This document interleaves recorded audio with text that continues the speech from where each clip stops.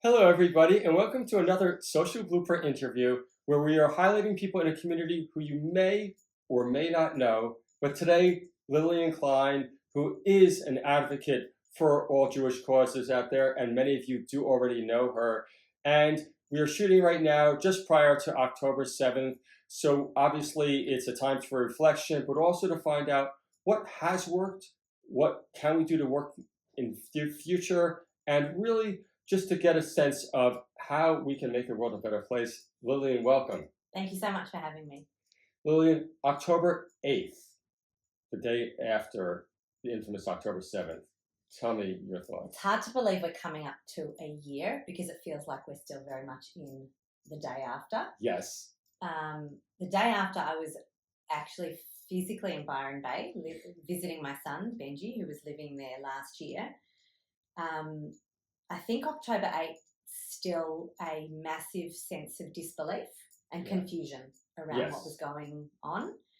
So like anybody else in the Jewish world or anyone connected to politics in the Middle East, I was glued to my phone. Yeah. I think more interesting was probably, in terms of the story, was October 9.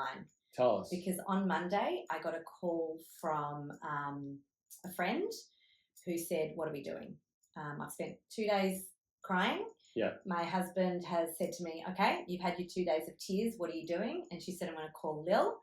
And she called me. I called another couple of women, and we basically put together the start of what has now become Project A grassroots advocacy group. So we just thought we're going to put together a chat group of people who are feeling as devastated and as despairing as we were, because we wanted to do something. Right. And speaking of that, I know you wrote to me that you're an advocate, but I think of you, Lillian, as a doer. And it is all well and good to have some tears, but you get off your tushy and you do something, so to speak. Project A wasn't just about crying and despair. Just tell us, what did you want to achieve? In the beginning, it was really just how do we channel these feelings of grief, emotion, and despair into action? Okay. And it just so happened that my fellow founders felt the same. It's like, what can we do? Right. And we basically very quickly grew a community of people who felt the same as us, which was, what can we do? Yes. And in the beginning, it was channeling our energy dependent on what our backgrounds were. It was letter writing to politicians. Yeah. It was reaching out to the Jewish community organisations and infrastructure, because many of the people who connected to us on WhatsApp were Jewish but had never really needed to be active or advocate for themselves or their community. Right. And nor did they really have a good understanding of the Jewish community landscape. So very quickly, Project A, which wasn't even called that at that point, I think it was just called the WhatsApp group. WhatsApp group 101. Whatever it was triaging people's energies and connecting people with organisations. So we very quickly reached out to the organisations and said, what are you doing and what do you need? Yeah. And how might we help? Got it. And fast forward a year now, what has worked? What do you find? Is it letter writing? Is it talking to non-Jewish people? What have you noticed? I think there's various degrees of what works, and also my question to you would be, what does it look like when something works? So how do you even measure that? Sometimes silence of organisations and leaders was a win, given that it felt very early on that so many people in positions of leadership and influence were being asked to choose sides in something that, as we know, is very, very complicated. I mean, that's really interesting. Clearly good and clearly bad players, but sometimes organisations that didn't take stances on things that they were being asked to take a stance on was a win. And the local councils were a really great example. There was a rush of local councils wanting to pass anti-Israel resolutions. The most effective arguments around that was, you're a local council, stay in your lane, with respect. Yeah. And focus on the things that local councils should focus on. So sometimes a win for Jewish and Israel advocates was local councils not bringing up resolutions to criticise Israel, and that's the same for other not-for-profit organisations or art organisations or leaders in the creative industries who'd never taken a position on any other political situation here, let alone abroad. Right. So organisations just doing business as usual, what was a win? So it's a tricky question. It depends on which area.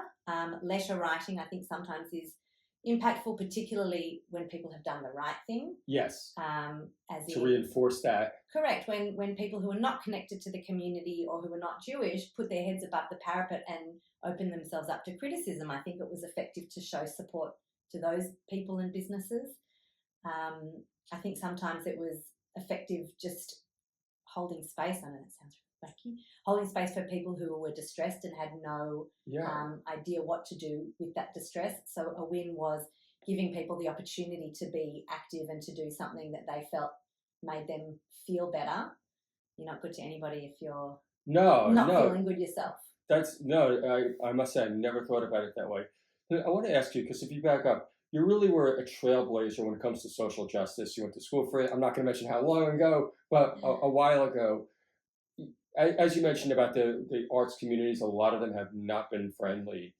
Are you surprised by that? Or disappointed, maybe? Is that the better word? A little surprised and quite disappointed. Yeah. I think what has surprised me is the speed in which things deteriorated rapidly in many organisations, that the Jewish community and people who care about social justice or progressive causes, the speed with which a lot of those organisations descended into harsh criticism and a lack of understanding and empathy towards Jews and what was happening in the Middle East. Yeah. From organisations and people who you would think were educated around the nuance. And, you know, that we saw that in Indigenous spaces and in a lot of the other progressive spaces. You know, personal to me, that's why I'm asking you. As a staunch feminist in particular, and I still call myself a feminist, was the silence from women's organisations around the sexual violence perpetuated by Hamas. That was just one area where it was a shock. But to circle back to your question around what was effective, when Moran Dvir, my co-founder of Project A, and I sat down with some of these women's organisations and had a conversation around, you know, over a tea or a coffee, we found that was effective, and that genuinely they were not aware of the information that we follow so closely. The way the social media feeds work and the algorithms, they were being fed a diet of things that were not as nuanced, not as accurate as what we were seeing. Yeah, and for people that don't know, I believe on TikTok, 51 times more pro-Hamas material comes up than pro-Jewish material. So by definition, people are getting inundated with that. And I'm also just curious, do you find with identity politics where somebody has an issue aside on one stance, you can almost look way through, is it, and again, I go back to, because you've been at this a long time in social justice, is it lazy thinking that they're just, everything's on one issue?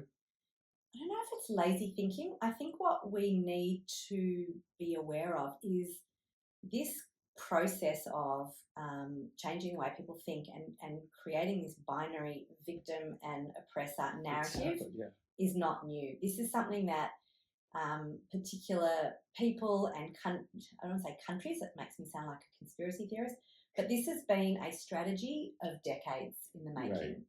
I'm a person who absolutely believes in diversity and inclusion, but it has veered into a discourse which has been very deliberate. And I think we know, and it's been reported widely, a lot of the protests, for example, and protesters are professionals, paid protesters. And most of the students caught up in it are not really anti-Semitic. It's just been a manifestation of philosophies that they've been fed. And I have no doubt that if I was 19 or 20 and being presented with who's the oppressed and who's the oppressor, I'd probably be protesting as well.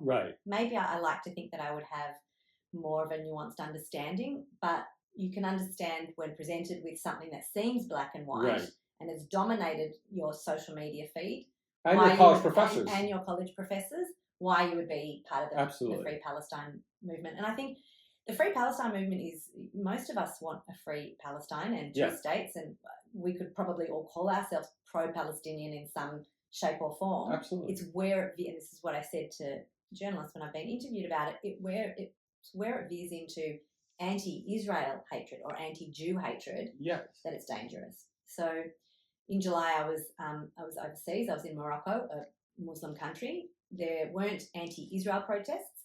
There was certainly pro-Palestinian graffiti, which didn't make any of us as Jews feel uncomfortable. Right. Free Gaza. No one has an issue with statements around Free Gaza. I think where it veers into globalise the intifada, that's where it starts to feel uncomfortable. If you're advocating for a people's freedom and equality and independence and self-determination, most thinking people would be for that. Yeah, and also, do you think that sometimes the media displays that 0.5% of extreme Jewish people as the norm, if you will? Absolutely. And we see that with the platform given to the Jewish Council of Australia, which couldn't be less representative if you tried to think of something less representative. Yeah. Of course, the squeaky wheel, the loudest voices, that's what makes the news, that's what's interesting, that's the clickbait. Right. And against that, are there any tactics or tools that you would recommend, including even just shutting off your phone at 8:30 at night sometimes? Yeah, I like that as a theory. And now I actually sleep with my phone next to my head. So absolutely turning off. But also, and we know this to be true, but it's so hard, don't click and share the shitty stuff. That only elevates those messages. So when we click on any sort of, and don't engage, even though I know sometimes I find myself, firing off a furious text to the JCA or any of these ridiculous anti-Zionists, it really is best to disengage, because what you do is you boost the algorithm. People, if you take nothing else from this, don't click, don't share, maybe screenshot and share if you must, but don't actually engage, because that's how it gets more traction. Right. And sometimes I feel we have elevated some crazy anti-Semites well beyond what they would have otherwise had access to, because we as the community are so enraged and we're sharing it. And that's not healthy. I think the other thing to remember is we have many, many more friends than we think. Demography is in our favour. Right. We're still massive majority of Australians are Christian. The fastest growing communities are the Chinese communities, the Hindu or the Indian communities, and they feel the same way as we do about Islamic fundamentalism. So, is there a silent majority? Absolutely, there is a silent majority. And I think the other thing is, and people are not talking about this enough, although anti-Semitism, the incidence of anti-Semitism has risen through the roof, as we know, all the polling and research is actually showing that attitudes around anti-Semitism, or there are not more anti-Semites now than there were, or attitudes towards Jews have not dipped before October 7 and now. What has happened is, though, with a complete lack of leadership, that people have felt emboldened to say things and behave in a way that they haven't in the past. Right. But in terms of measurement of attitudes, and we've looked at, and in my various roles, I've looked at different research, attitudes haven't really changed that much towards Jewish community. It's just that there's been incidents and people have felt empowered because of the, incidents that we are seeing and the lack of crackdown and the lack of disciplinary action shown to people who've been demonstrating incidents of anti-Semitism, but the attitudes themselves haven't shifted significantly. That's really interesting, because we spoke with David Schizzer, who's the former dean of Columbia, and he said the same thing about a lack of enforcement rather than anything else. That's been the biggest problem, and I guess you're noticing it as well. Absolutely. Now that, as I said, we're about a year out, the average Jewish person, what can they do? Are there any real tools that are helpful? Other than looking after your mental health and well-being, I think really the best thing is to educate yourself, but also not to put pressure on yourself. Early when we were putting together, these volunteers who wanted to advocate, and a lot of them were having meetings, and we encouraged them to have meetings with their local members, whether federal or state politicians. You don't have to be an expert in anything other than what you are going through. And it's the lived experience that is the most interesting and important, whether you're talking to media, whether you're talking to anyone in leadership or anyone who's in a position of influence. You don't have to be an expert in the history of the Middle East conflict. You don't have to be an expert in Judaism. You just need to share what your experience is of being a Jewish person in the world today. Yeah. So if you're a mother and you've had to tell your child not to wear school uniform of the Jewish school because that's the message, that is something that politicians are really interested in hearing. And they feel that. So don't ever lack confidence that you're not an expert. No one's expecting you to be, and you don't have to be. That said, if you can educate yourself, that's probably the best thing to do. Go, when was the last time you went to the Jewish Museum? Right. When was the last time you went to the Holocaust Museum? Educate yourself about the facts so that if you are in a position to have a conversation, Right. you can talk about your own lived experience and maybe share a little bit about the context in which that is happening. Right. Lillian, I want to turn the conversation a little bit. Lived experience. Okay. As I mentioned, you are a doer, and I've known you for many years now. You're somebody that it appears that you know how to get what you want out of life. I don't know if you put it that way, but I wouldn't. You probably, other than your kids, you don't feel like that always. They don't listen to you, but like everyone else's. But we do have a lot of young, especially girls out there. I'm just curious about your mentality, and especially with handling criticism, because you're not afraid, are you? No, I don't feel afraid. And especially as I said, for young people, is that something you've always had, or is it just a battle? It's a great question. I feel a very strong conviction about who I am, and most of the roles that I've had professionally have not been in the Jewish community. Yeah. Yet I've always felt a great pride in being Jewish, Right. and I've experienced anti-Semitism to the same levels. I've played sport and all of that kind of thing, but it has never impacted me really negatively. And a few people reminded me, just as an example, one of the things that I host is a pretty large investment conference with mostly non-Jewish professionals, Right. almost all non-Jews. Okay. And the last few years as the MC, I've quoted Rabbi Sachs, and I love to quote, Rabbi Hillel, to rooms of non-Jews. And I've always had such a wonderful reception to that. Really? And so I think maybe some of the fear that people have around their Jewish identity, and I'm not suggesting that it's not a more hostile environment now, is that most people, and I still believe it, and I don't know that I'm being Pollyanna-ish about it, treat you like a human being. Right. And, another example of that is, in previous roles, I've had the, great privilege of taking trips of investors to crazy places, to, Bhutan, and to, visit other economies and learn. And whenever I've done that, I've insisted that if it's over a Friday night, that we do some sort of a version of a Shabbat dinner. Interesting. And I light the candles and, do some sort of semblance of a blessing over the bread, and if we can get challah. And the reaction of non-Jews to that has always been so incredibly powerful and receptive and open. That's been my very kind of personal experience. And so it's not been one that I'm afraid of my Jewish identity. I think that's also to do with my parents, Jewish education at Mount Scopus, that it's just been part of my identity, which I never felt was separate to any other identity that I had. Yeah, and when we're communicating, you said, I show up in the world as a Jewish person, and I love that. That is authentic. That is who you are. You've got your pin on you, and you're not afraid. And if people say something, so be it. Yeah.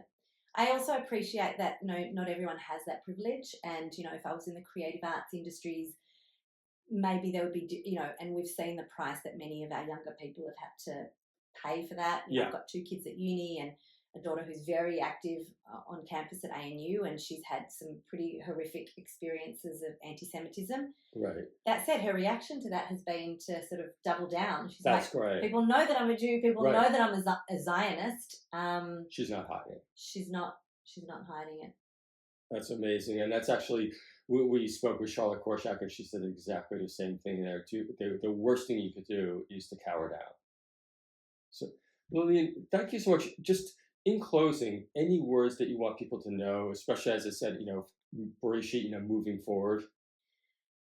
Well, as I said, I'm an optimist, and I think Jews have always gone through challenges, and we've come out every single time. And I think there's no point being despairing. We should never be defined by anti-Semitism. Like, we should not let it define us.